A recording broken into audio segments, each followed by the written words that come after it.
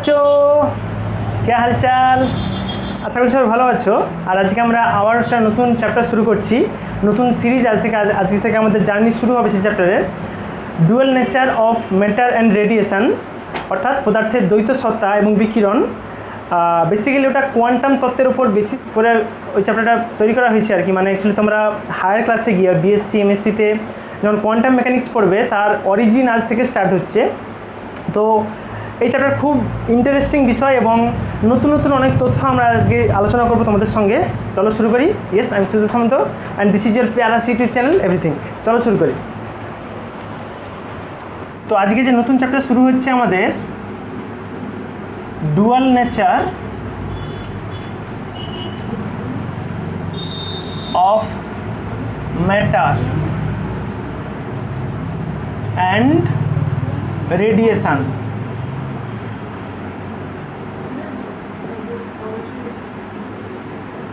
অর্থাৎ যাকে বাংলায় করলে হয় পদার্থের দ্বৈত সত্তা এবং বিকিরণ। পদার্থের দ্বৈত সত্তা ও বিকিরণ।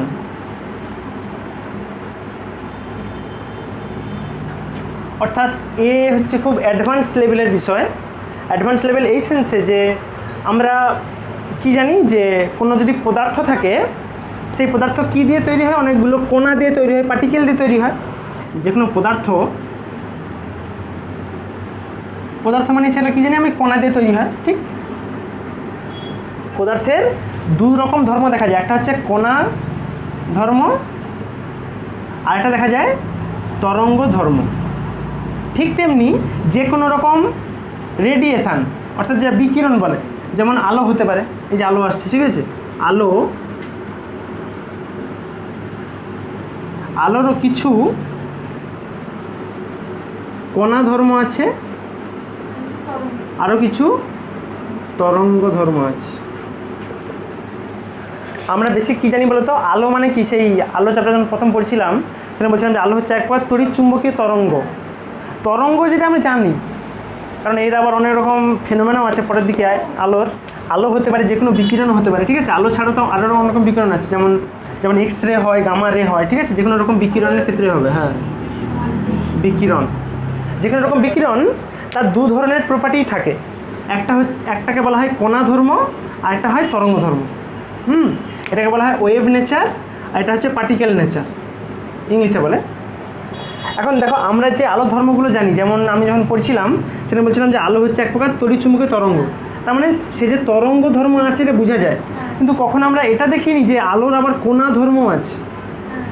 মানে এই যে আলো পড়তেছে বোর্ডে এসে, এটা যেন তরঙ্গ এসে পড়েনি, আলোর কণা এসে পড়তেছে বোর্ডের উপর, বুঝেছ এই কনসেপ্ট?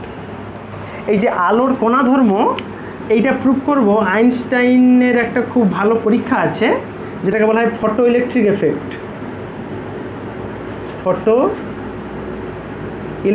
এফেক্ট।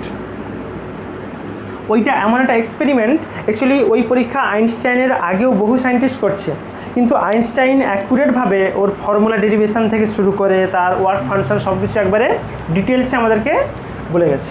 সেই জন্য আইনস্টাইন ওটার উপর নোবেল পেয়েছে, বাকিরা পায়নি, বুঝতে পারছো? এই যে ফটো ইলেকট্রিক এফেক্ট হয়, এটা ওর আগে বহু সায়েন্টিস্ট বলে গেছে। তারা দেখতে পাচ্ছে যে এরকম হচ্ছে। ফটো ইলেকট্রিক মানে একটা পদার্থের উপর যদি আলো এসে পড়ে তাহলে ওখানে কারেন্ট তৈরি হবে। ফটো পড়লে ইলেকট্রিক তৈরি হয়, বুঝতে পারছো? এটা আইনস্টাইনের এক্সপেরিমেন্ট। তো ওই এক্সপেরিমেন্ট করার সময় তুমি বুঝে যাবে যে আলোর কণা ধর্ম আছে। আর পদার্থের ক্ষেত্রে কণা ধর্ম তো আছে, আমরা জানি যে এই বোর্ডটা অনেক রকম কণা যোগ হয়ে তৈরি হয়েছে, বা পেনটা। এর মধ্যে যে তরঙ্গ ধর্ম আছে সেটা বুঝবে কী করে? আমি যদি দেখি যে ইলেকট্রনের তরঙ্গ ধর্ম আছে, তাহলে এটা করবো আমরা ইলেকট্রনের উপর স্টাডি করে। ইলেকট্রন, বুঝতে পারছো? আমরা সাধারণগুলো জানি, অর্থাৎ পদার্থের কণা ধর্ম আছে এটা আমরা আগে থেকেই জানি, আলো তরঙ্গ ধর্ম আছে এটাও জানি, কিন্তু এই বাকি মানে অ্যাবনর্মাল প্রপার্টিগুলো জানতাম না। ওগুলো জানবো আজকে এই চ্যাপ্টারে বিভিন্ন রকম এক্সপেরিমেন্টের দ্বারা, ঠিক আছে? তাহলে যেহেতু প্রথম আমরা আগে আলোর এই তরঙ্গ ধর্ম আছে, কণা ধর্ম আছে এই সম্পর্কে স্টাডি করব, তাহলে আগে আমাকে জানতে হবে একটু এর অরিজিন সম্পর্কে আর কি, মানে আলোকে কখন কোন সায়েন্টিস্ট কোন ধর্ম আছে বলে বিশ্বাস করতো। হ্যাঁ, এই যে কণা ধর্ম আছে, এটা কখন মানুষ ভাবতে শুরু করছে, বা কখন থেকে মানুষ জানতে যে তরঙ্গ ধর্ম ছিল আলোর, এই ধরনের কিছু অরিজিন সম্পর্কে স্টাডি করবো। আছে সব মেটেরিয়াল লাইট সেন্সিটিভ নয়, সমস্ত মেটেরিয়াল লাইট সেন্সিটিভ নয়, এমন এমন কিছু মেটেরিয়াল আছে যার পর আলো পড়লে সেখান থেকে ইলেকট্রনগুলো ফ্রি হয়ে যায়, মুক্ত হয়ে যায়, তার ফলেই তো কারেন্ট যায়। কিন্তু সমস্ত মেটেরিয়ালের উপর আলো পড়লে ইলেকট্রন ফ্রি হয় না, তাহলে সবের উপর ফেলে লাভও নাই। আচ্ছা, লাইট সম্পর্কে প্রথম নিউটন বলেছিল 1675 সালে, বুঝতে পারছো? প্রথম বলছিল নিউটন বলছে যে আচ্ছা লাইট হচ্ছে একটা কণা।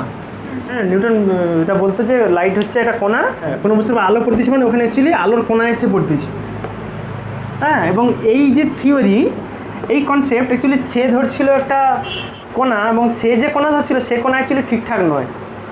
এখন দেখা গেছে কি এর ঠিক কিছুদিন পর ওই 1690-এর দিকে ওখানে আরেকজন সায়েন্টিস্ট আসছিল হাইগেন্স বলে, হাইগেন্স প্রিন্সিপাল আছে তার নামে, ঠিক আছে? এ কি বলছে যে লাইট কোনো ধর্ম নয়, লাইট অ্যাকচুয়ালি তরঙ্গ। কিন্তু 1690 সালে যখন বলে তখন ওর কথা কেউ বিশ্বাস করে, কারণ প্রথম কথা হচ্ছে নিউটনের এত বড় সায়েন্টিস্ট, সে কিছু বলছে মানে সেটাই থিওরি। হ্যাঁ, সে ভুল বলতে পারেনি এটা, কিন্তু হ্যাঁ, এবং নিউটনের ওই যে থিওরি যে পার্টিকেল ধর্ম, কণা ধর্ম, ওটা হচ্ছে চলছে প্রায় ধরো 100 বছর ধরে বা আরও বেশি চলছে। কিন্তু দেখা গেল কি কবে থেকে এই সব ভুলভাল বলে মনে হলো 1800 দশকের কাছাকাছি সময় আর কি, ধরো 1801 1805 এরকম সালে কিছু এক্সপেরিমেন্ট হয় আর কি, যে এক্সপেরিমেন্টগুলো ডাইরেক্ট ইন্ডিকেট করে যে হাইজেন্সের যে তরঙ্গ ধর্ম বলছিল সেটাই যেন ঠিক। 1801 সালে অনেকগুলো এক্সপেরিমেন্ট হয়, যেমন তার মধ্যে আছে ডবল স্লিট এক্সপেরিমেন্ট বলে, ডবল স্লিট এক্সপেরিমেন্ট, বা আরও অনেকগুলো হয়, যেমন সেই ইন্টারফারেন্স আছে, ডিফ্রাকশান আছে, সমবর্তন অপবর্তন, ওইগুলো সমাবর্তন, অপবর্তন। এই ঘটনাগুলো দেখে বোঝা যাচ্ছিল যে আলোর একমাত্র তরঙ্গ দৈর্ঘ্য ছাড়া এই ঘটনাগুলো হওয়া কখনোই সম্ভব না।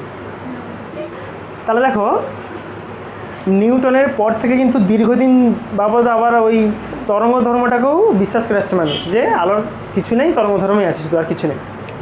আবার সমস্যাটা তৈরি হলো 1900 দশকের আর কি, 1905-এর দিকে ধরো, এরকম কাছাকাছি 1905 সালের দিকে ফটো ইলেকট্রিক এফেক্ট বলে একটা পরীক্ষা করা হয়। ফটো ইলেকট্রিক এফেক্ট একটা এক্সপেরিমেন্ট হয়, যাকে বাংলায় বলা হয় আলোক তড়িৎ প্রক্রিয়া।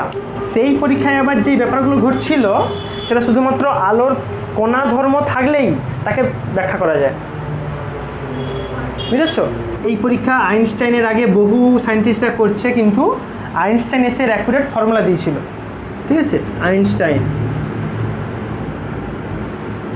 এবং পার্টিকুলার এই এক্সপেরিমেন্টের জন্য এবং এই এক্সপেরিমেন্ট থেকে কিছু ফর্মুলা ডেরাইভ করার জন্যই আর কি, মানে এর উপর স্টাডি করার জন্য 1922 সালে আইনস্টাইন নোবেল পায়, ঠিক আছে? তার মানে তোমরা একটা নোবেল জয়ী এক্সপেরিমেন্টকে পড়বে, বুঝতে পারছো? লেভেলে শিখবে। তাহলে এই এক্সপেরিমেন্টের পর থেকে আর কি মানুষ এটা রিয়েলাইজ করলো কি, যে আলোর শুধুমাত্র তরঙ্গ ধর্ম নেই, আলোর শুধুমাত্র কণা ধর্মও নেই, কারণ এই প্রক্রিয়াগুলো কণা ধর্ম দিয়ে ব্যাখ্যা করা যায়নি, আর এইগুলোকে তরঙ্গ ধর্ম দিয়ে ব্যাখ্যা করা যায়নি। তারপরে মানুষ ধরলো কি লাইটের ডুয়াল নেচার আছে, ডুয়াল নেচার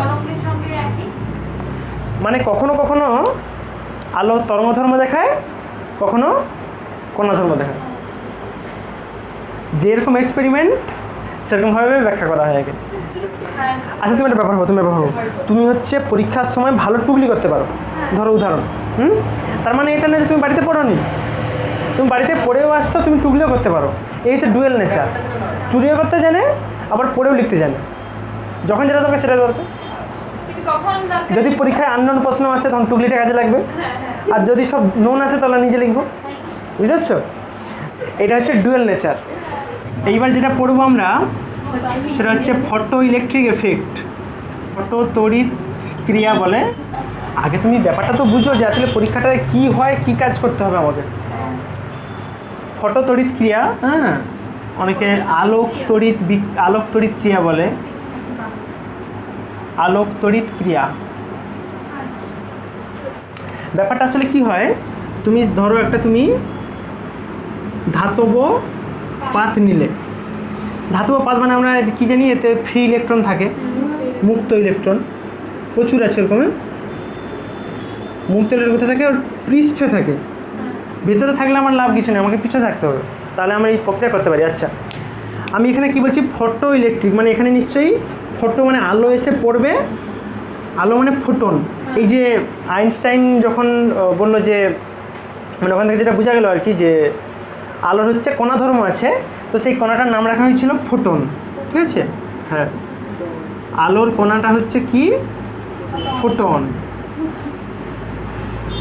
ফোটন কণা। ঠিক আছে, তো তুমি তাহলে ধরো এখান থেকে ধরো আলো এসে ওই প্লেটটার উপরে পড়তেছে, হ্যাঁ পড়তেছে, আমি কি ধরছি, ওটা হচ্ছে কণা ধর্ম দেখাবো, মানে এরকম আলোর ধরো কণা আছে, মানে ফোটন কণা। ঠিক আছে, এই কণাগুলো এসে কী হবে, এই প্লেটের উপরে এসে হিট করবে, ধাক্কা খাবে, এবং ধাক্কা খেয়ে কী করে এখানে যে ইলেকট্রনগুলোকে ছিল ওগুলোকে ওখান থেকে ধাক্কা দিয়ে বের করে দেয়, ইলেকট্রনগুলোকে ওখান থেকে বের করে দেয়। মানে ব্যাপারটা তুমি ভাবতে পারো এরকম, ধরো একটা মেঝাতে অনেক বল রাখা আছে, তুমি একটা বল দিয়ে একটা বলকে আঘাত করলে, তারপরে ওই জায়গায় গিয়ে ওই বলটা রেখে সেই বলটা ঠিক হয়ে ফেলে। এদিক থেকে আলো আসছিল, আলো এসে ওই প্লেটটাকে আঘাত করলো, আঘাত করে কি কিছু ইলেকট্রনকে ওখান থেকে ফ্রি করে দিল, ওখান থেকে বের করে দিল। এই প্রক্রিয়াটাকেই বলা হয় ফটো ইলেকট্রিক এফেক্ট। তোমরা একটু ছোট্ট করে ডেফিনেশন লিখে রাখো সংজ্ঞাতে। কোনো ধাতব পৃষ্ঠে উপযুক্ত তরঙ্গ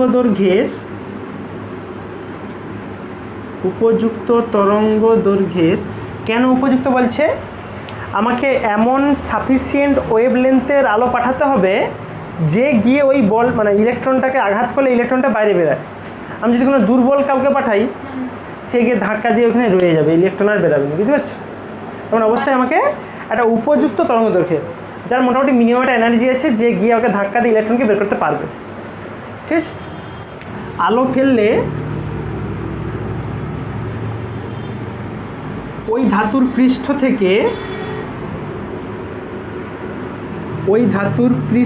থেকে ইলেকট্রন নির্গত হয় বলতে পারো।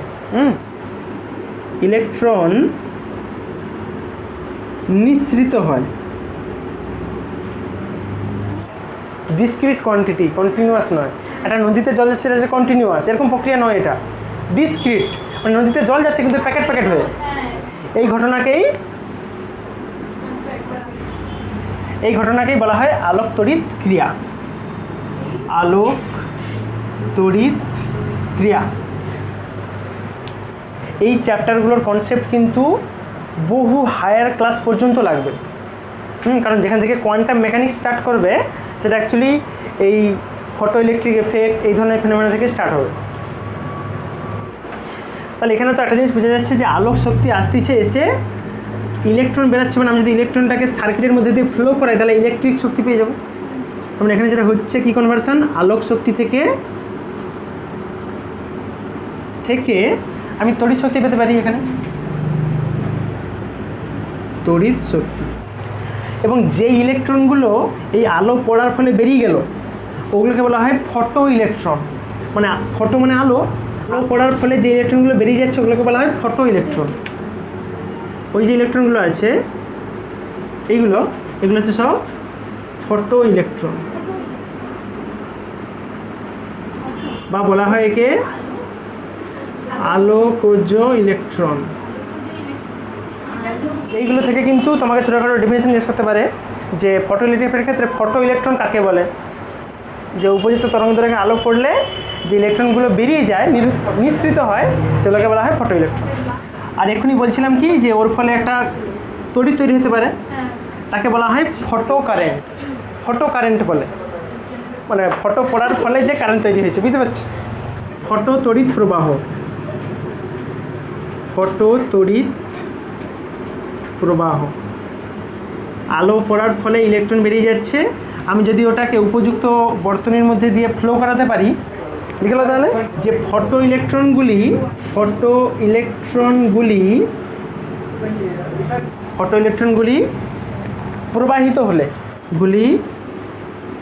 প্রবাহিত হলে যে তড়িৎ প্রবাহ সৃষ্টি হয়, তড়িৎ প্রবাহ তৈরি হয়, তাকেই বলা হয় ফটোতড়িৎ প্রবাহ।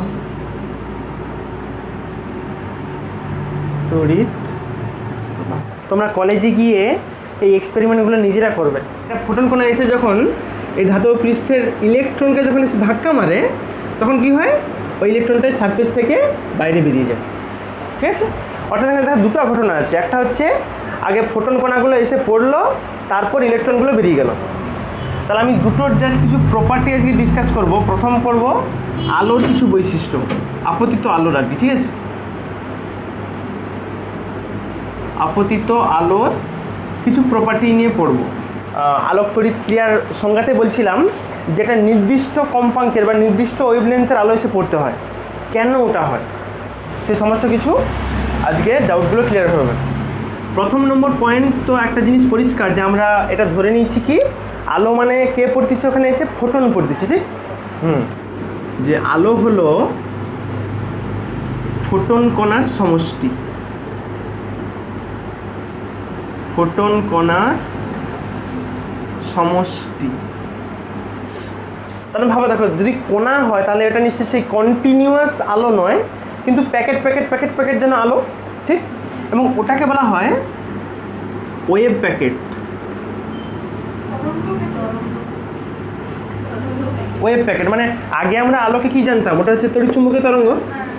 সেখানে কী ছিল, সেটা ছিল কন্টিনিউয়াস, মানে একটা হচ্ছে নিরবিচ্ছিন্ন যাকে বলে। ঠিক আছে, কিন্তু এখন বলছে সব নিরবিচ্ছিন্ন নয়, এগুলো হচ্ছে সব ডিসক্রিট প্রপার্টি, মানে সব আলাদা আলাদা আলাদা। ঠিক আছে, আর ওই প্রত্যেকটা এক একটা করে ফোটনকে বলা হয় ওয়েভ প্যাকেট হিসেবে, মানে এরকম একটা ইন্ডিভিজুয়াল ফোটন একটা ওয়েভ প্যাকেট হিসেবে যাচ্ছে। বুঝতে পারছো, মানে আগে যেমন নদীতে জল যাচ্ছিলো, এখন নদীতে জল না গিয়ে কী হচ্ছে, ওই জলের প্যাকেট যাচ্ছে। ঠিক আছে, এইভাবে এই ওয়েভ প্যাকেট নামটা দিয়েছিল, এই নামটা দিয়েছিল ম্যাক্স প্ল্যাঙ্ক। হ্যাঁ, দুজন সায়েন্টিস্ট, ম্যাক্স ফর ম্যাক্সওয়েল আর এটা প্ল্যাঙ্ক। তারা অ্যাকচুয়ালি কিসের এক্সপ্লেন করেছিলেন, তারা হচ্ছে সেই আমি তোমাদের ক্লাস 11-এ পড়েছিলাম সেই ব্ল্যাক বডি রেডিয়েশান, কৃষ্ণ বস্তুর দ্বারা বিকিরণ।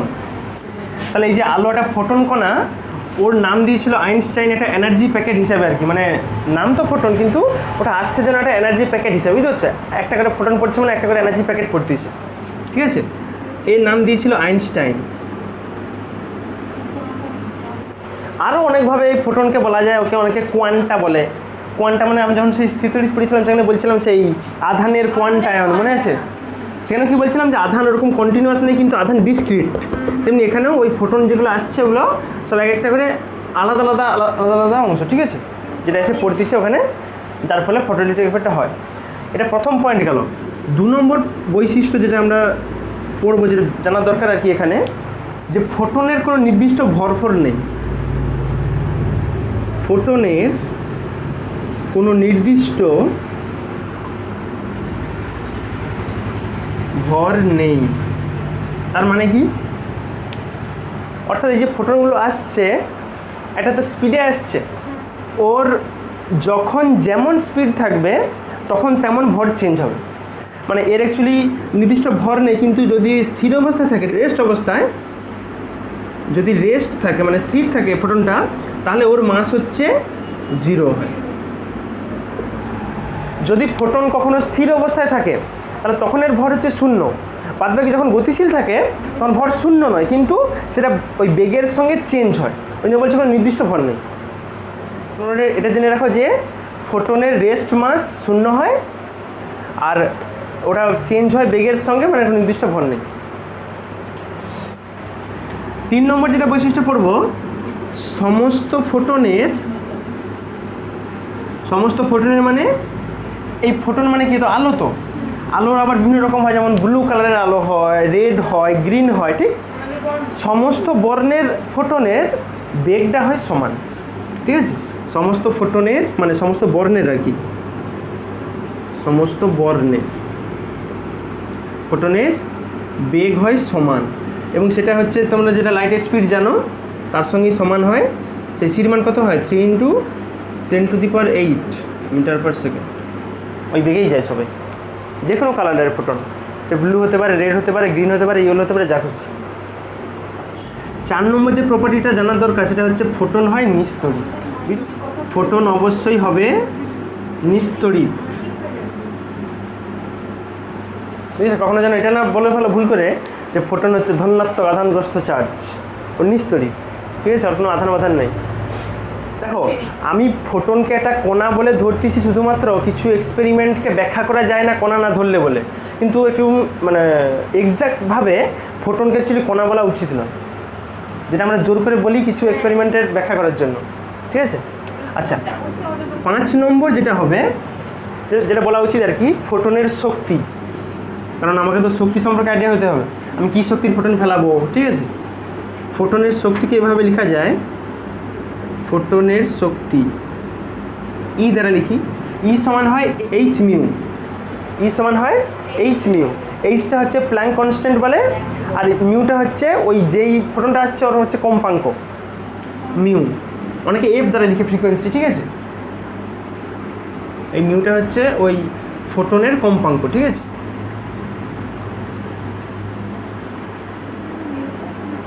কম্পাঙ্ক। আর এইচটা যেটা ছিল ওটাকে বলা হয় প্ল্যাঙ্ক ধ্রুবক, প্ল্যাঙ্কের ধ্রুবক, প্ল্যাঙ্কের ধ্রুবক, এবং ওর একটা ফিক্সড ভ্যালু আছে আর কি, মান। যে মানটা একটু মনে রাখার চেষ্টা করো, কারণ ম্যাথামেটিক্যালগুলোতে বসাতে হবে তোমাদেরকে। ডাটা সাপ্লাই থাকতেও পারে, নাও থাকতে পারে, তো জেনে রাখাই ভালো। এইচের মানটা হয় 6.62 বা অনেকে 63 বলে, হ্যাঁ 6.62 মনে রাখো, 6.62 × 10⁻³ জুল ইন্টু সেকেন্ড। তাহলে ই সমান মানে যে কোনো ফোটনের শক্তি বলতে তুমি কি বুঝবে? প্ল্যাঙ্ক কনস্ট্যান্ট ইন্টু ওর যেটা কম্পাঙ্ক আছে, যেই কালার আসতেছে, ঠিক আছে? বাস। এখানে তোমার কোনো প্রশ্ন হয়নি যে হঠাৎ করে ই সমান এইচ মিউ কেন হলো? কারণ এটা হয় এই কারণে অ্যাকচুয়ালি, এই যে যেই কম্পাঙ্কের আলো আসতেছে সেই কম্পাঙ্কের সঙ্গে এনার্জি সমানুপাতিক হয়, অর্থাৎ যার যত বেশি কম্পাঙ্ক হবে তত শক্তিও বেশি। তার মানে এইটা ই অ্যাকচুয়ালি প্রপোর্শনাল হয় মিউর সঙ্গে। তাহলে একটা ধ্রুবক আসবে সমানুপাতিক তুললে, সেটা আসছে ই সমান। একে আরও অন্যভাবে লিখে যেত, তোমরা সেই ক্লাস 11-এ সেই ওয়েব চ্যাপ্টার পড়ছিলে, সেখানে মিউ সমান কী লিখা যেত? মিউ সমান হয় c/λ, মনে আছে? বা v/λ বলে অনেকে। এখানে সি লিখছে কারণ বেগটা সি দ্বারা লেখা হয় বলে, সেই জন্য। তা তুমি সিম্পলি দেখো ওই মানটা এই মিউর জায়গায় বসালে কী আসবে? hc/λ, দেখছো? এইটা হচ্ছে ফোটনের শক্তির রাশিমালা। যখন যেটা সাপ্লাই থাকবে সেটা ইউজ করবে। আচ্ছা, ফোটনের শক্তি গেল, ফোটনের ভরবেগও একটু জেনে রাখা উচিত, কাজে লাগবে। ফোটনের ভরবেগ, ফোটনের ভরবেগ, কারণ দেখো কেন আমরা এগুলো জেনে রাখতেছি, কারণ এ একটা এনার্জি নিয়ে একটা ভরবেগ নিয়ে আসতেছে, এখানে সংঘর্ষ হবে। সে মনে হচ্ছে সেই ক্লাস 11-এ ছিল দুটোই বস্তুর মধ্যে সংঘর্ষ, সেখানে সেই ছিল ভরবেগ সংরক্ষণ, শক্তি সংরক্ষণ, এসব ব্যাপার ছিল। তার মানে সেই ব্যাপারগুলো এখানেও হবে, ওই জন্য জাস্ট তার প্রাথমিক ব্যাপারগুলো জেনে রাখতেছি আর কি, এনার্জি কত হয়, ভরবেগ কত হয়। এর ভরবেগকে তুমি পি দ্বারা লিখতে পারো, পি দিয়ে ভরবেগ লিখে পি সমান হবে h/λ।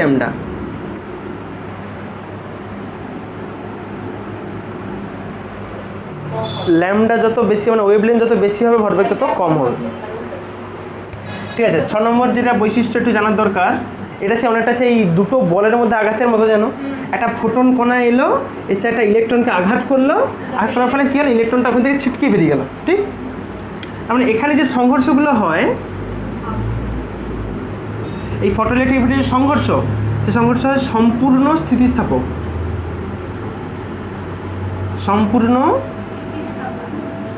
সম্পূর্ণ স্থিতিস্থাপকের শর্ত মনে আছে? সে ছিল এর ক্ষেত্রে শক্তিও সংরক্ষিত থাকে, ভরবেগও সংরক্ষিত থাকে। কারণ সে মনে হচ্ছে যে দুটো বল, একটা বলকে যদি মেঝায় ফেলাই, সে যদি ডব খেয়ে আবার ওখানেই উঠে, তবে সেটাকে সেই সংঘর্ষকে বলতাম স্থিতিস্থাপক সংঘর্ষ। তাহলে এখানেও ওই ফোটনের সঙ্গে ইলেকট্রনের, এখানে সংঘর্ষ বলতে কার কার হয়, ফোটনের সঙ্গে ইলেকট্রন। ওই সংঘর্ষের সম্পূর্ণ স্থিতিস্থাপক এবং ওর ফলে এখানে ভরবেগও সংরক্ষিত থাকে, শক্তিও সংরক্ষিত থাকে। তার মানে তুমি ধরো প্রাথমিক অবস্থায় ধরো শক্তি ছিল, আচ্ছা ভরবেগ আগে ধরো, প্রাথমিক অবস্থায় ভরবেগ ছিল পিআই, আই ফর ইনিশিয়াল, ওটা সমান হবে পি অফ এফ এর সঙ্গে, এফ ফর ফাইনাল। মানে প্রাথমিক অবস্থায় যা ভরবেগ ছিল শেষমেশ তা ভরবেগ থাকবে। কার থাকবে? এই পুরো সিস্টেমটা, মানে এই ফোটন ইলেকট্রন মিশিয়ে সব সিস্টেমটা নিয়ে, ঠিক আছে? এটা হচ্ছে পুরো সিস্টেমটা। এটা তো ভরবেগ গেল। তুমি চাইলে গতিশক্তিও সংরক্ষিত থাকে এখানে, মানে এখানে প্রাথমিক অবস্থায় যে কাইনেটিক এনার্জি থাকে কে আই অফ আই বলে দাও, সেটাই হয় অন্তিম অবস্থায় কাইনেটিক এনার্জি অফ ফাইনাল।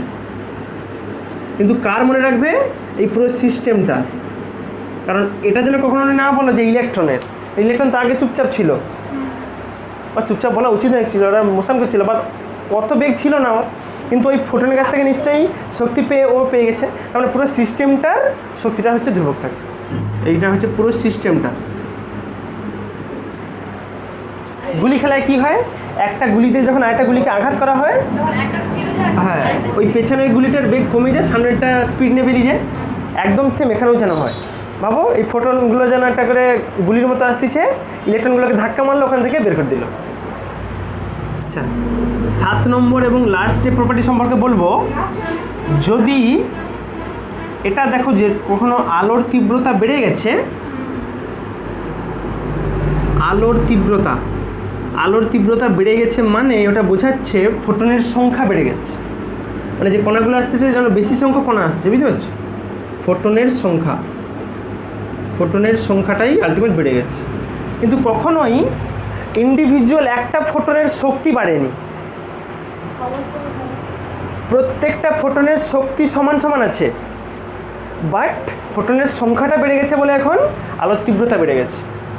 যেমন এই ল্যাম্পটা এর যদি আস্তে আস্তে জ্বলে, ভাবতে হবে কি ফোটনের সংখ্যা কম আছে, আর যদি বেশি মানে তীব্রতা উজ্জ্বল হয়ে জ্বলে, ভাবতে হবে ফোটনের সংখ্যা বেশি আছে। হ্যাঁ, ফোটনকে ডাইরেক্ট এরকম কণা বলাটা উচিত নয়।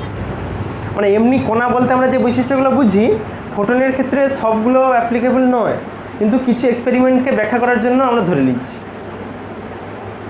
কিন্তু এমন এমন কিছু প্রপার্টি আছে যেগুলোকে ওই কণা ধর্ম ধরে কখনোই ব্যাখ্যা করা যায়নি। যেমন এই ঘরে আলো জ্বললে কেন সেই ঘরে হালকা হালকা আলো দেখা যায়, তুমি আর ব্যাখ্যা কী করে কণা ধর্ম দিয়ে করবে? ওদিকে তো কণা যায়নি। এটা ব্যাখ্যা করার জন্য আমাকে ধরতে হবে আলোর তরঙ্গ ধর্ম, নাহলে হবে না। হ্যাঁ, তাহলে ওটা লিখে রাখা অবশ্যই। কিন্তু প্রতিটা ফোটনের শক্তি কখনোই বাড়ে না, বুঝতে পারছো? এখন কাজের মানে লোক সংখ্যা বেড়ে গেছে, ওই জন্য কী হচ্ছে, আলো তীব্র হয়ে গেছে, কিন্তু কখনোই একটা লেবারের শক্তি বেড়ে যায়নি। এটা ভাবতে পারো, ধরো প্রত্যেকটা লেবারের বেতন ছিল 100 টাকা করে, এখন আগে 5 জন কাজ করতে, এখন 50 জন আসে কাজ করতে, কিন্তু প্রত্যেকের বেতনে 100 টাকা করেই আছে। সেটাই। একটা প্রবলেম করে দেখিয়ে দেওয়া যায়। দেখো আমি ধরো দুটো ল্যাম্প জ্বালাবো, হ্যাঁ,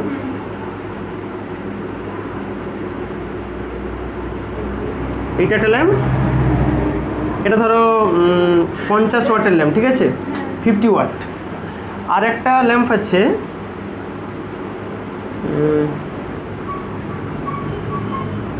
সেটা হচ্ছে 100 ওয়াটের ল্যাম্প। দুটোই কিন্তু ইয়েলো কালারের ল্যাম্প, মানে এটা হচ্ছে ইয়েলো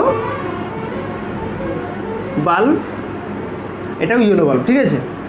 মানে তুমি এটা যেন না বলতে পারো যে এর তরঙ্গ দৈর্ঘ্য আলাদা, এর তরঙ্গ দৈর্ঘ্য আলাদা, আলাদা নয়, একই। এও হলুদ দেয়, সেও হলুদ দেয়, ইয়েলো বাল্ব, ঠিক আছে। এখন যদি তুমি দুটোকে জ্বালাও, কার মানে বেশি জ্যোতি হবে? ডেফিনেটলি 100 ওয়াট হবে, যদিও এদের ওয়েভ লেন্থটা দুজনেই সেম আছে, তরঙ্গ দৈর্ঘ্য, কিন্তু এ হচ্ছে বেশি উজ্জ্বলতায় চলবে, বেশি উজ্জ্বলতা, আর এ কম উজ্জ্বলতা। তার মানে এটাই যে এই ল্যাম্প জ্বললে যেই পরিমাণ ফোটন বেরায়, এই ল্যাম্প জ্বললে বেশি সংখ্যক ফোটন বেরায়, এই জন্য উজ্জ্বলতা বেশি কিন্তু কালার চেঞ্জ হয়ে যায়নি। আর বেশি ফোটন বেরায় বলে হলুদ থেকে লাল হয়ে যাবে এমন কখনো হয়নি, বুঝতে পারছো? কারণ একটা ইন্ডিভিজুয়াল ফোটনের শক্তি শুধুমাত্র ডিপেন্ড করে, আমরা সেই শক্তির ফর্মুলা কী দেখছিলাম, ই সমান হয় এইচ মিউ, মনে আছে, বা এইচ সি বাই ল্যামডা। তার মানে কি হয়, ওয়েভ লেন্থ বা ফ্রিকোয়েন্সির উপর নির্ভর করে, কিন্তু ওই কণার সংখ্যার উপর নির্ভর করে। আচ্ছা, তাহলে গ্রাফিক্যাল রিপ্রেজেন্ট করতে পারো তুমি যে ফোটনের সংখ্যার সঙ্গে তীব্রতা কীভাবে চেঞ্জ হয়, গ্রাফিক্যাল রিপ্রেজেন্ট আর কি করে রাখো। আচ্ছা, একটা গ্রাফিক্যাল রিপ্রেজেন্ট করি, আমি এই দিক বরাবর রাখি আলোর তীব্রতা, আলোর তীব্রতা, আর এই দিক বরাবর রাখবো। আচ্ছা, একটা ব্যাপার ভাবো, এখানে যদি বেশি সংখ্যক ফোটন এসে পড়ে তাহলে তো বেশি সংখ্যক ইলেকট্রন বেরাবে। তার মানে ওই ইলেকট্রনটাকে যদি আমি এখন একটা সেই ক্যাথোড অ্যানোড ধরে যদি একটা সার্কিট করে দিই, তাহলে ওই ইলেকট্রনগুলো তো ফ্লো করবে, তাহলে এখন বেশি সংখ্যক ইলেকট্রন ফ্লো করবে। বেশি সংখ্যক ইলেকট্রন ফ্লো করতেছে মানে কি, বেশি কারেন্ট যাবে।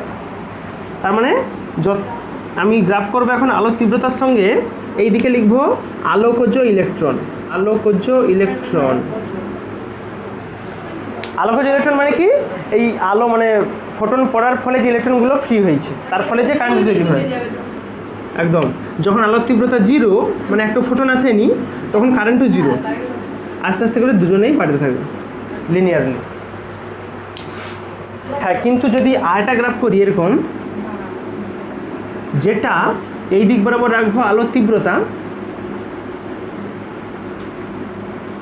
কিন্তু এই দিক বরাবর রাখবো ওই ইলেকট্রনের গতিশক্তি, সর্বোচ্চ গতিশক্তি। তার সূত্র কী হয়েছে, হাফ এম ভি স্কোয়ার গতিশক্তি সূত্র, বা এখানে half m v max square মানে সর্বোচ্চ গতিশক্তি যেটা। আমি কি বলছিলাম, ফোটনের সংখ্যা বেড়ে গেলে শক্তি কিন্তু বাড়ে না, তার মানে শক্তি একটা জায়গায় ফিক্সড হয়েই থাকবে, বুঝতে পারছো? তাহলে গ্রাফটা হবে সিম্পলি আলোর তীব্রতা বাড়িয়ে যাবে, সংখ্যা বেড়ে যাবে, কিন্তু একটা ইলেকট্রনের গতিবেগ কখনো বাড়বে না। এইবার যেটা স্টাডি করবো সেটা হচ্ছে নিঃসৃত ইলেকট্রনের বৈশিষ্ট্য।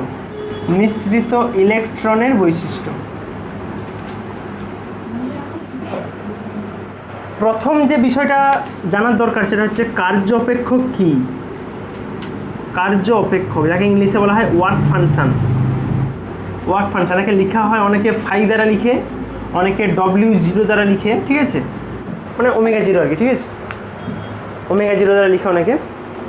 কার্য অপেক্ষক কি, একটা ধাতুর পৃষ্ঠ থেকে ইলেকট্রনকে বের করতে গেলে যে মিনিমাম শক্তির ফোটনকে ওখানে ফেলাতে হবে সেটাই হচ্ছে ওই ধাতুর পৃষ্ঠের কার্য অপেক্ষক। একটা বাচ্চা স্কুল যাবেনি বলছে, ঘরে বসে আছে, তাকে ঘরের লোক অফার দিচ্ছে, বাবু 5 টাকা দেবো স্কুলে যা, না 10 টাকা দেবো স্কুলে যা, না, তাকে যা 20 টাকা বলছে সে সঙ্গে সঙ্গে রাজি হয়ে গেছে। তার মানে ভাবতে হবে একটা মিনিমাম এনার্জি ওতে এসে পড়লে তবে ও এখান থেকে বেরোতে পারে, সেটাই হচ্ছে ওর কার্যপেক্ষক। একটু পুচকা করে ডেফিনেশন লিখে নেবে যে কোনো ধাতুর পৃষ্ঠ থেকে, কোনো ধাতুর পৃষ্ঠ থেকে ইলেকট্রন নিঃসরণের জন্য, ইলেকট্রন নিঃসরণের জন্য ন্যূনতম যে শক্তির ফোটন, যে শক্তির আলো প্রয়োজন তাকেই বলবে ওই ধাতু পৃষ্ঠের কার্য অপেক্ষক। প্রয়োজন তাকেই ওই ধাতুর কার্য অপেক্ষক বলে।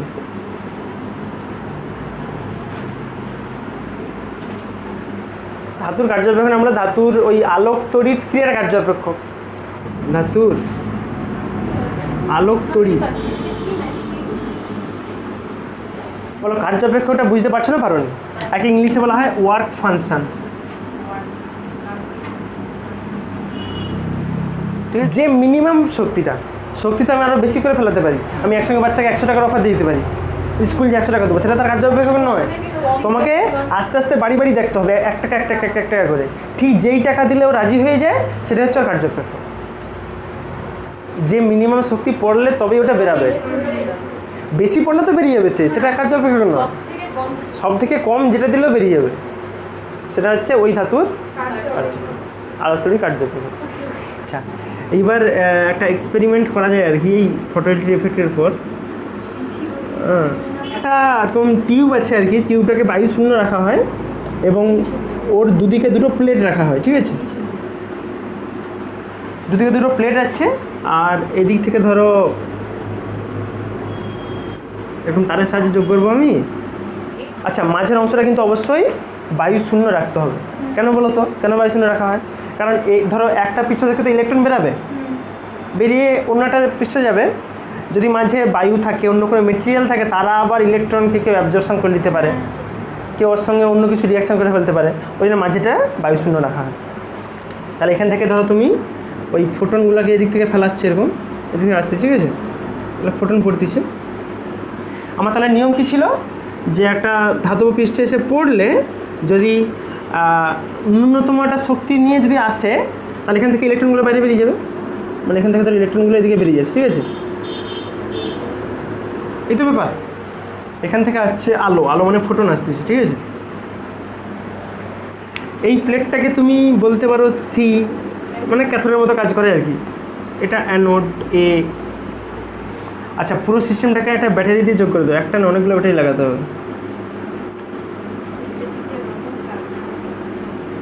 এরকম আরও অনেক ব্যাটারি লাগাতে পারো তুমি, ঠিক আছে? আমি বেশি আর লাগাচ্ছি না। এইভাবে মাঝে একটা রিওস্ট্যাট লাগিয়ে রাখতে পারো। রিওস্ট্যাটের কাজ কি জানো তো? রোদকে চেঞ্জ করা যায় বাড়িয়ে কমিয়ে, সেইটা। এটা হচ্ছে রিওস্ট্যাট। আর এইচ ব্যাটারি আছে, ভি ভোল্টেজ ধরো ব্যাটারি, সব মিলিয়ে, ঠিক আছে?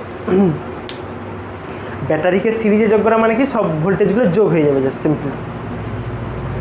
আর ধরো এর মাঝে একটা আমি অ্যামমিটার লাগিয়ে রাখছি, যেখানে কারেন্টটা মাপবো, কত কারেন্ট যায়, কারণ ইলেকট্রন ফ্লো করতেছে মানে কারেন্ট যাবে, ঠিক? এটা এখানে একটা অ্যামমিটার লাগিয়ে রাখছি। আর ভোল্টেজটাও মাপবো, যে ওই দুটো প্লেটের মাঝে কত বিভব পার্থক্য দিবা আছে, ঠিক আছে? তার জন্য এখানে ধরো একটা ভোল্ট মিটার লাগিয়ে রাখছি। এটা ভোল্ট মিটার, হ্যাঁ। আচ্ছা, এই যে ক্যাথোড আছে এদিকটাতে, এই ক্যাথোড অ্যাকচুয়ালি বিভিন্ন রকম যে ক্ষার ধাতু যেগুলো আছে, তোমরা জানো তো ক্ষার ধাতু কী হয়? সোডিয়াম হয়, পটাশিয়াম হয়, ওদের অক্সাইডের প্রলেপ দেওয়া থাকে এখানে, ঠিক আছে? বিভিন্ন ক্ষার ধাতুর অক্সাইডের প্রলেপ থাকে, অক্সাইডের প্রলেপ।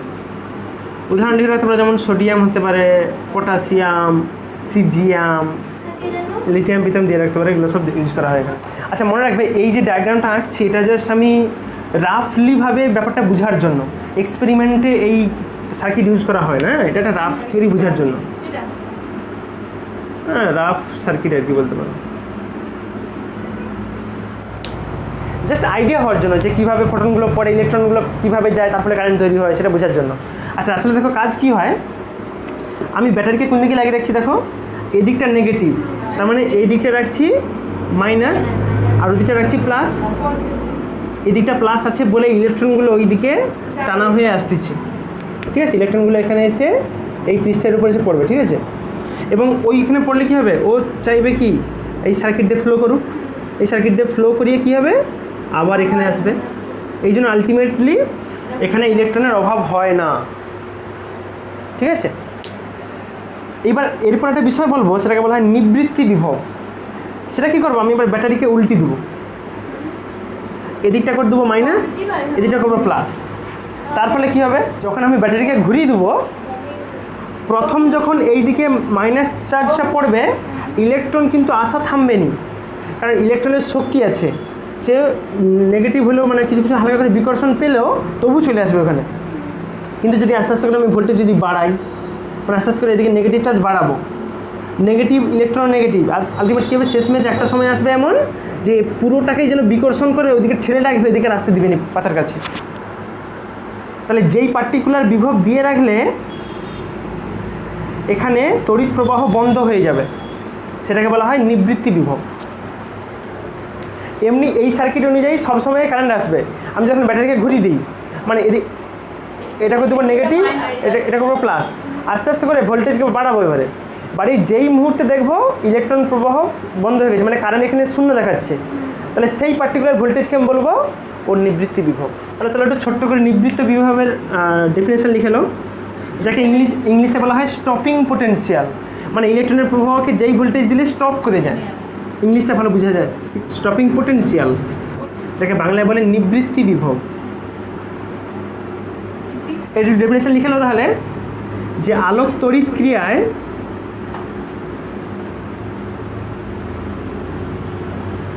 ক্যাথোডের সাপেক্ষে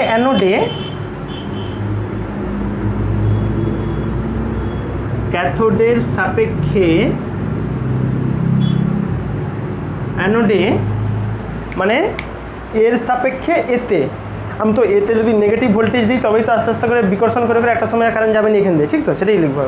ক্যাথোডের সাপেক্ষে অ্যানোডে যে ন্যূনতম ঋণাত্মক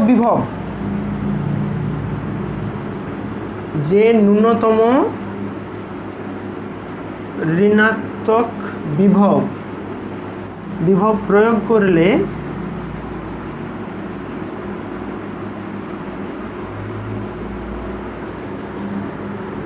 আলোক তড়িৎ প্রবাহ মাত্রা বন্ধ হয়ে যায় বলতে পারো।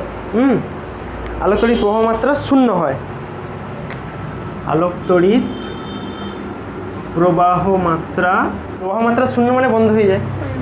কারেন্ট শূন্য মানে কি, কারেন্ট যায়নি ওখান থেকে, শূন্য হয়ে যায়, তাকেই বলা হয় নিবৃত্তি বিভব বলে, স্টপিং পোটেনশিয়াল।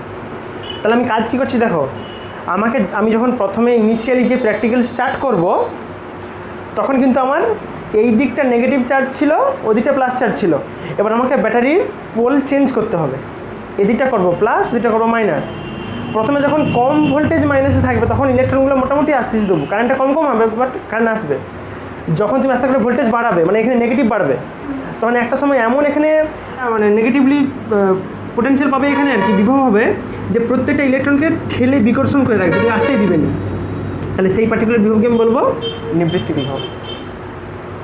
এখানেও কিন্তু একই, এখানে যদি বেশি যদি নেগেটিভ দিতে তাহলে কিন্তু থেমে যাবে, কিন্তু যেই ন্যূনতম নেগেটিভ বলছো, বুঝতে পারছো, মানে তুমি নেগেটিভটা আস্তে আস্তে বাড়বে, মানে সব থেকে কম যে ঋণাত্মক বিভব দিলে থেমে যায়, বেশি দিলে তো অটোমেটিক থেমে যাবে, বেশি দিতে থামাবো না, যে মিনিমামে থামাবো সেটা হচ্ছে স্টপিং পোটেনশিয়াল।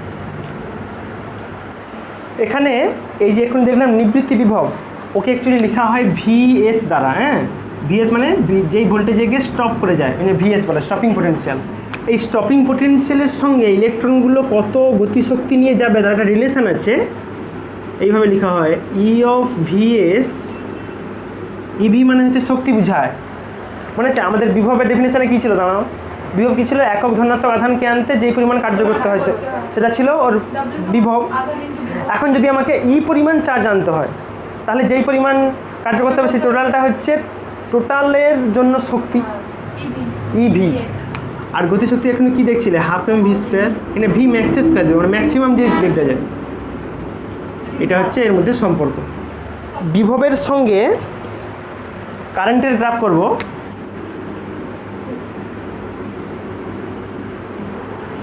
এই দিকে রাখবো বিভবকে, আর এই দিক বরাবর রাখবো ওই যে আলোকজ তড়িৎ প্রবাহ যেটা বলে, কারেন্ট যেটা, ঠিক আছে, এটা বলতে পারো, হ্যাঁ তড়িৎ প্রবাহ, ঠিক আছে, মানে ওই আলোর এফেক্টের ফলে যে কারেন্ট তৈরি সেটা। এই গ্রাফটা করবো বিভিন্ন তীব্রতার আলোর জন্য। বিভিন্ন তীব্রতা মানে ফোটনের সংখ্যাটা চেঞ্জ হবে শুধু, হ্যাঁ বেশি কম। এবং গ্রাফিক্যাল রিপ্রেজেন্টটা এইভাবে করা যায়, দেখা গেছে কি তুমি যে কোনো তীব্রতার আলো নাও, যদি প্রত্যেকে যদি ফ্রিকোয়েন্সি সেম থাকে, যেমন একটা ছিল না সেই হলুদ রঙের ল্যাম্প, হলুদ রঙের বিভিন্ন তীব্রতার ল্যাম্প, কেউ বেশি উজ্জ্বলতা জ্বলে, কেউ কম উজ্জ্বলতা, কেউ মাঝারি।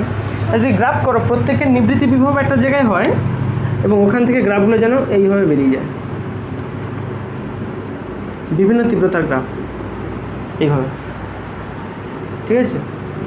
এর হচ্ছে তীব্রতা সব থেকে বেশি, কারণ দেখো তীব্রতা বেশি মানে কি, ওর হচ্ছে ফোটনের সংখ্যা বেশি মানে কারেন্ট বেশি, দেখতে পাচ্ছ, ওর থেকে একটু কম, তার জন্য কারেন্টটা একটু ওর থেকে কম, আর এই সব থেকে কম, এর তীব্রতা সব থেকে বেশি ছিল, সবচেয়ে বেশি, এর হচ্ছে সবচেয়ে কম। নিবৃত্তি বিভবে কী বলা ছিল, আচ্ছা এই পয়েন্টটাতে বিভব শূন্য, আমার বিভব বলেছিল যে ন্যূনতম ঋণাত্মক বিভব দিলে, এদিকে আসছে মানে কিন্তু আলটিমেট ঋণাত্মক হয়েছে, বুঝতে পারছো? তাহলে এই জায়গাতে আছে ওই ভিএস, বুঝতে পারছো? বিভবটাকে আস্তে আস্তে করে জিরোর পর থেকে মাইনাস করলে যেই পয়েন্টে এসে কারেন্টটা দেখছো শূন্য হয়ে গেছে, এই পয়েন্টে আছে মানে কিন্তু কারেন্ট শূন্য, কারেন্ট তো দিকে উঠলে পারতো, সেই পার্টিকুলার পয়েন্টটাকে বলা হয় নিবৃত্তি বিভব ভিএস। তার মানে এটাই যে আলোর তীব্রতার সঙ্গে নিবৃত্তি বিভব কোনো নির্ভর করে না, যে কোনো তীব্রতার আলোই হোক তার নিবৃত্তি বিভব একটা পয়েন্টেই হবে, ওটাই বলা। অবশ্যই কিন্তু এখানে সমস্ত আলোগুলো যেন একই ফ্রিকোয়েন্সির হয়, একই কালারের হয়, সব যদি ব্লু হয় তো সব ব্লু, সব যদি ইয়েলো হয় সব ইয়েলো। হ্যাঁ, তাহলে এই গ্রাফটা করলাম আমরা বিভিন্ন তীব্রতার জন্য, লিখে রাখতে পারো বিভিন্ন তীব্রতা জন্য। এবারে করব আমরা একদম সেম গ্রাফ, ওই বিভবের সঙ্গে কারেন্ট, কিন্তু এবার করব বিভিন্ন ফ্রিকোয়েন্সির গ্রাফ, মানে বিভিন্ন কালারের গ্রাফ, রেড কালার থাকবে, ব্লু থাকবে, ইয়েলো থাকবে, সব কিছু। সেই গ্রাফটা কী হয় দেখে নিচে করে দেই। এই দিক বরাবর রাখো বিভব ভি, আর এদিক বরাবর রাখতে পারো ওই আলোকজ ইলেকট্রন প্রবাহ, হ্যাঁ, তড়িৎ প্রবাহ আর কি, তড়িৎ প্রবাহ আই, তড়িৎ প্রবাহকে আই দ্বারা লিখতে। এর ক্ষেত্রে দেখা যায় কি বিভিন্ন কম্পাঙ্কের করলে ওখানে কিন্তু আবার তীব্রতাটা সকলের সমান রাখতে হবে, সমান রাখবো। আমি একই তীব্রতারই একবার ব্লু লাইট জ্বালাবো, একবার ইয়েলো জ্বালাবো, একবার গ্রিন জ্বালাবো, ওর ফলে গ্রাফটা কেমন চেঞ্জ হয়, একবার এইভাবে যাবে আর একটা অন্য কালারের জন্য এইখান থেকে উঠে এইভাবে যাবে, আরেকবার অন্য আরেকটা কালারের জন্য এখান থেকে উঠে এইভাবে যাবে। তার মানে এবারে কিন্তু বিভিন্ন কালারের জন্য নিবৃত্তি বিভব দেখছো বিভিন্ন হয়েছে, কারো কম নেগেটিভ, কারো বেশি নেগেটিভ, কারো সব থেকে বেশি নেগেটিভ। ধরো এইটার ফ্রিকোয়েন্সি হচ্ছে μ1, এটার ফ্রিকোয়েন্সি μ2, এটার μ3, এবং এখানে ফ্রিকোয়েন্সি কিন্তু μ1 এরটা সব থেকে বড়, তারপর μ2, তারপরে দেখো যার যত বেশি ফ্রিকোয়েন্সি হচ্ছে তার নিবৃত্তি বিভব তত বেশি হচ্ছে। আচ্ছা, তাহলে 1 2 3 লিখছি, তাহলে এটা লিখি VS1, এটা হবে VS2, VS3। এটা অবশ্যই লিখে রাখবে বিভিন্ন কম্পাঙ্কের আলো, বিভিন্ন কম্পাঙ্কের আলো।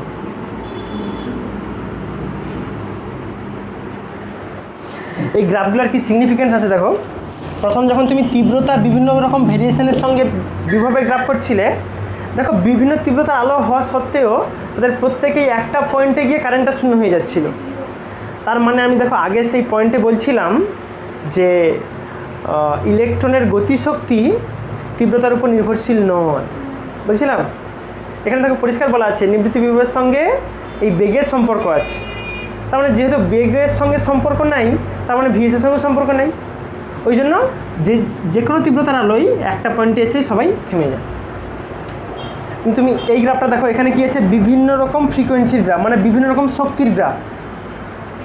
কারণ আমি সেই শক্তি ই সমান কি বলছিলাম, এইচ মিউ, মনে আছে? আমার শক্তি ই সমান ছিল এইচ মিউ, মানে যার যত মিউ বেশি হবে তার তত ই বেশি। ধরো এটা হচ্ছে ব্লু কালার, হ্যাঁ, আর এটা হচ্ছে রেড কালার। রেডের ফ্রিকোয়েন্সি সবথেকে কম হয়, তার মানে ব্লু কালারের যেই শক্তি হবে রেডের সেই শক্তি হবে নি, আর সেই শক্তি হবে নি বলেই এইটা চেঞ্জ হবে বলেই ভিএসটাও দেখো চেঞ্জ হয়ে গেছে প্রত্যেকের। যার এই শক্তি বেশি তার ভিএসটা বেশি, যার শক্তি কম তার ভিএস কম। এই যে রেডের শক্তি কম আর ভিএসটা কম, এইটুকু মাত্র। আর ব্লুটা অনেক বেশি বলে তার বিভব মানে নিবৃত্তি বিভব অনেকটা বেশি হচ্ছে। বেশি হচ্ছে মানে কি, একে আরও অনেক বেশি নেগেটিভ ভোল্টেজ দিলে তবেই কারেন্ট যাওয়া বন্ধ হবে, আর একে একটু কমিয়ে দিলেই জাস্ট কারেন্ট যাওয়া বন্ধ হয়ে যাবে। তোমাদেরকে ওই কলকাতার সায়েন্স সিটিতে ঘুরতে নিয়ে গেছে, সেখানে একটা ঘর আছে, যেই ঘরে ঢোকার জন্য একটা সময় আছে। সময় মানে হচ্ছে ধরো 5টার আগে পর্যন্ত ঢুকতে দেয়, 5টার সময় গেট লাগিয়ে দেয়। এইটা হচ্ছে সেই গেটটা, ঠিক আছে, ভিএস। গেট লাগিয়ে দেবে মানে আর ঢুকতে পারবে না, কারেন্ট যাওয়া বন্ধ। তোমরা ধরো স্কুল থেকে বাচ্চা গেছো, আগে ধরো তোমরা 5 জন বন্ধু গেছিলে ঘুরতে, 5 জন বন্ধুকেও 5টা যা বেজে গেছে আর ঢুকতে দেয়নি। স্কুলের 100টা বাচ্চা নিয়ে গেছিলো, তাও যা 5টা বেজে গেছে ঢুকতে দেয়নি। আরও ধরো 5-6টা স্কুল একসঙ্গে গেছিলো, তাদেরকেও যা 5টা বেজে গেছে আর গেটে ঢুকতে দেয়নি। মানে কেন ঢুকতে দেয়নি? কারণ এদের প্রত্যেকের শক্তিটা ছিল সমান, প্রত্যেকেই ছাত্র ছিল। কিন্তু যদি এমনটা হয়, এই গ্রাফে দেখে দেখো, এই গ্রাফে কিন্তু প্রত্যেকের শক্তি সমান নয়, শক্তি আলাদা আছে।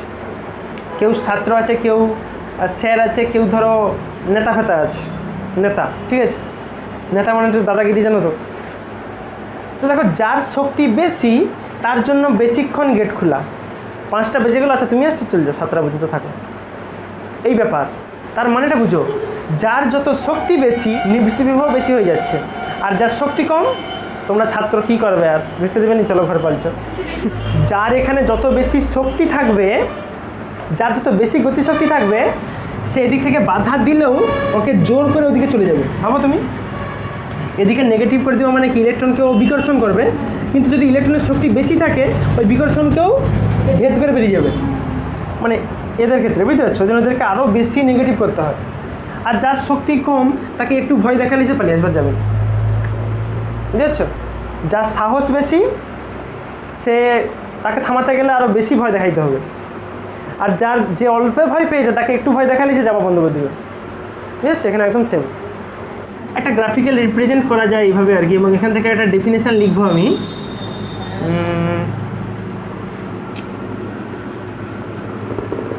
আমি এদিক বরাবর রাখবো কম্পাঙ্ক, বুঝতে পারছো? কম্পাঙ্ক রাখবো মানে মিউ, আর এদিক বরাবর রাখবো স্টপিং পোটেনশিয়াল ভিএস।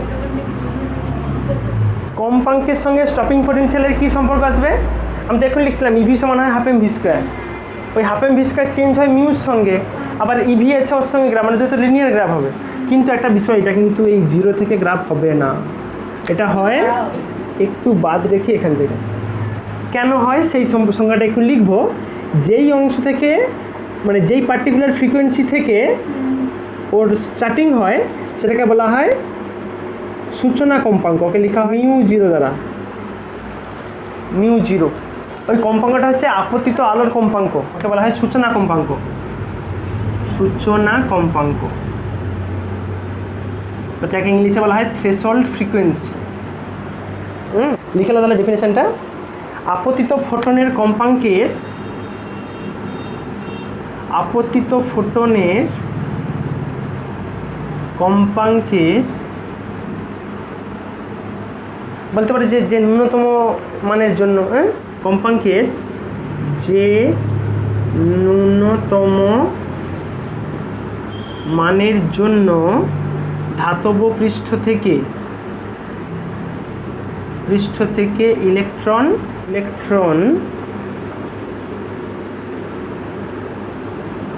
নির্গত হতে পারে, তাকে বলা হয় সূচনা কম্পাঙ্ক। বুঝতে পারছো? সূচনা মানে স্টার্টিং, তুমি আস্তে আস্তে করে ফ্রিকোয়েন্সি বাড়াচ্ছ। 0 থেকে স্টার্ট করলে কিছু কাজ হয়নি, মানে ইলেকট্রন বেরোয়নি।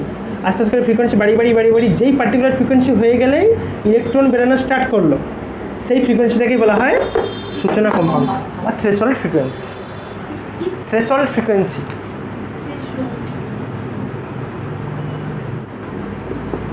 ফ্রিকোয়েন্সি বলা হতে পারে, তাকেই বলা হয় সূচনা কম্পাঙ্ক। এবার দেখো, এই যে সূচনা কম্পাঙ্ক, ওটা কিন্তু ডিপেন্ড করে তুমি কি ধাতুর প্লেট দিয়ে কাজ করতেছো। তুমি জিঙ্ক দিলে একরকম হবে, সোডিয়াম দিলে একরকম হবে, ঠিক আছে? তাহলে বিভিন্ন রকম ভেরিয়েশনের একটা শেষ গ্রাফ এঁকেলো। ওই একই গ্রাফ আসবে, কিন্তু বিভিন্ন রকম পয়েন্ট থেকে স্টার্ট করবে, বিভিন্ন রকম মেটেরিয়ালের জন্য। কারো সূচনা কম্পাঙ্ক এখানে হচ্ছে, মানে ধরো ওটা হচ্ছে μ01, আর একটা অন্য কোনো মেটেরিয়ালে তার জন্য μ02। এদিক বরাবর রাখছি আপতিত আলোর কম্পাঙ্ক, হ্যাঁ, আপতিত আলোর কম্পাঙ্ক। আর এদিক বরাবর আমি শক্তি লিখি। শক্তি মানে দেখো, তুমি ভিএস লিখছো, আমি তো ইভিএস লিখতে পারি। ইভিএস মানে আবার সেই সমান হয় হাফ এম ভি স্কোয়ার, মানে আছে ভি ম্যাক্স স্কোয়ার। এইটারও গ্রাফ হতে পারে বা ইভিএসেরও গ্রাফ হতে পারে।